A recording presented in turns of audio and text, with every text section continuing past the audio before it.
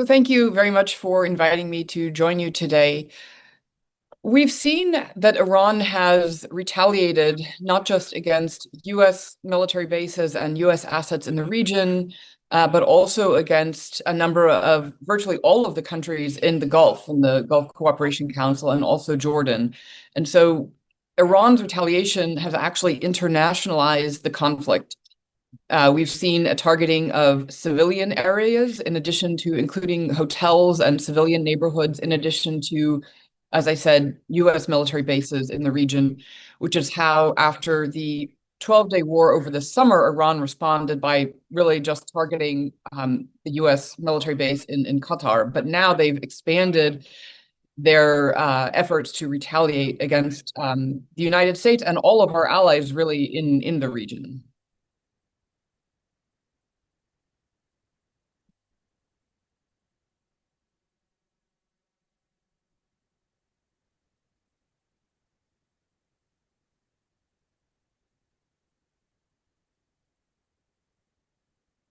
So the first difference is that Iran's retaliation has been much more extensive than we saw in the 12-day war over the summer.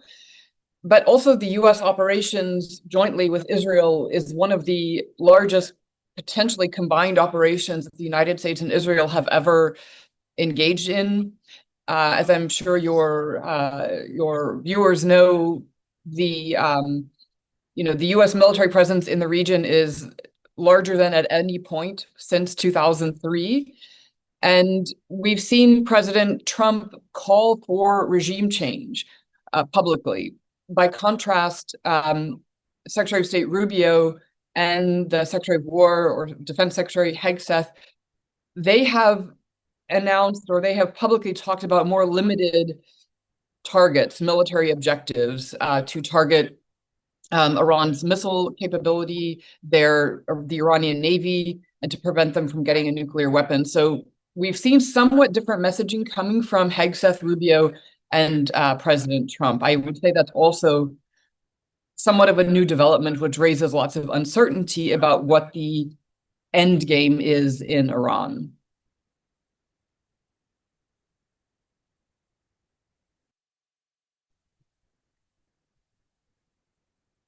So the position of the Gulf states and also our European allies initially was that they didn't want to get involved in this war. They wanted to stay out of it, and that's why they did not allow the United States to use some of our military bases in the region.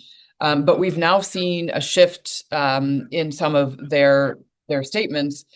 I think this is happening in part because of the way Iran has retaliated, as I explained, in my previous answer, that this Iranian retaliation has led to an internationalization of the conflict, and this, is leading, I believe, both Europeans and some of our allies in the Middle East to question who really are, their friends and partners and allies in this conflict.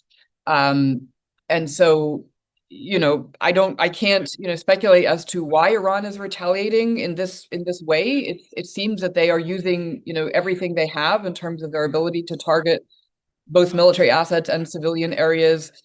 Possibly they may use asymmetric, their asymmetric methods of warfare, which are famous for.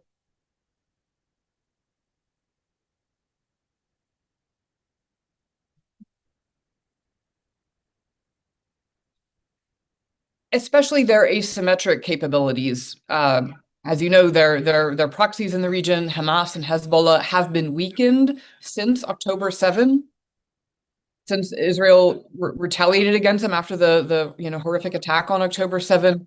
But their capabilities in the region are diminished, but they are still able to cause damage and a lot of human suffering. But I think this is why we're seeing somewhat of a shift in how European and Middle Eastern allies are shifting in terms of their stance in this conflict.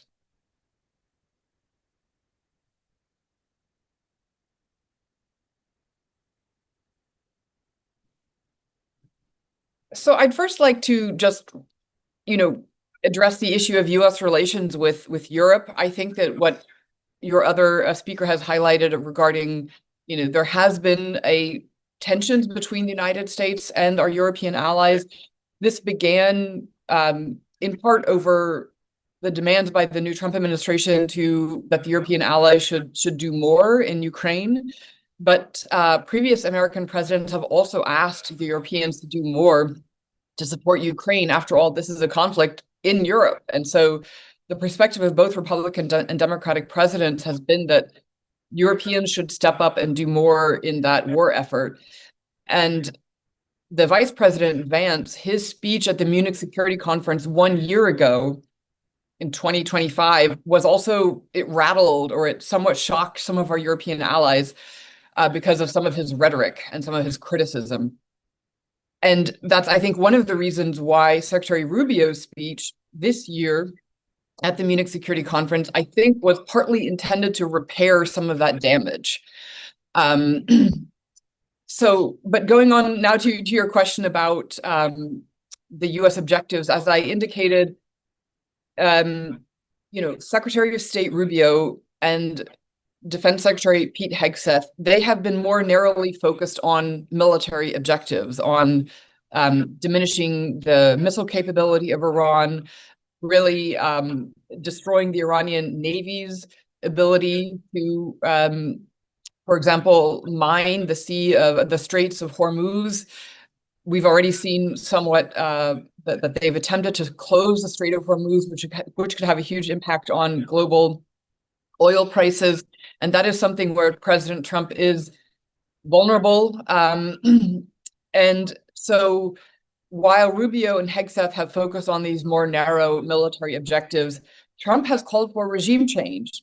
In his speech on Saturday, he called on the Iranian people to rise up and take over their government.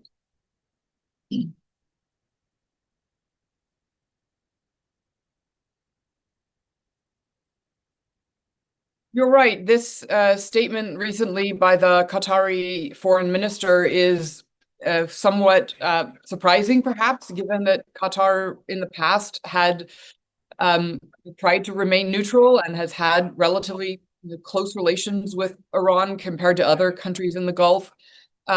So this is one indication of how the countries in the Gulf seem to be shifting their positions, as I mentioned earlier. But I can't really speculate as to how this might develop. We are only in day 4 of this conflict, and so there's a lot of uncertainty ahead in terms of how this may play out in the next few days. And as you probably know, I'm sure President Trump has also said this could last for weeks. So we don't know how long this offensive may last, but the fact that President Trump has publicly said it could last for weeks is an indication that this may last longer than the previous 12-day war over the summer. Well, yes, I mean, the Gulf countries are positioned to support the war if they were to decide to do so. They are obviously in the region. They have U.S. military bases in the region, and they could provide more support than they have until now. And potentially they could do more to support this war effort than the Europeans. But I would also highlight that, here in the United States, there is somewhat of there's some anger also within Congress, because both Republicans and Democrats in Congress, including some of Trump's own base, have started to question why this war was launched in the first place without approval from Congress. And according to the U.S. Constitution, Congress actually needs to approve a decision to go to war unless there is an imminent threat to the United States. And so part of what the debate is about is, so how imminent was the threat to the United States from Iran? Because, as you know, President Trump claimed after the 12-day war in the summer that Iran's nuclear capability had been obliterated. So if it was obliterated, then how can it still pose an imminent threat to the United States? So some of the debate here in the United States has been focused on this question.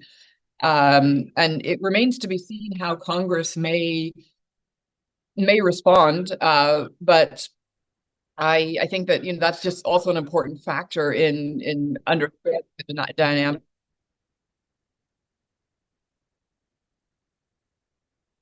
So, as you know, in his first term, President Trump was the target of supposedly an attempted assassination attempt. And so, he has said for a long time that Iran should not be able to have a nuclear weapon.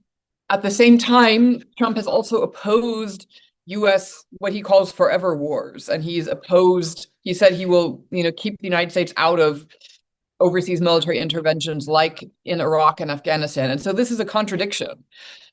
It could be that he sees an opportunity, a moment of opportunity, that Iran is weakened now, and that he, sees this as a rare opportunity to perhaps engage in, regime change. This is what obviously Prime Minister Netanyahu of Israel has been advocating for.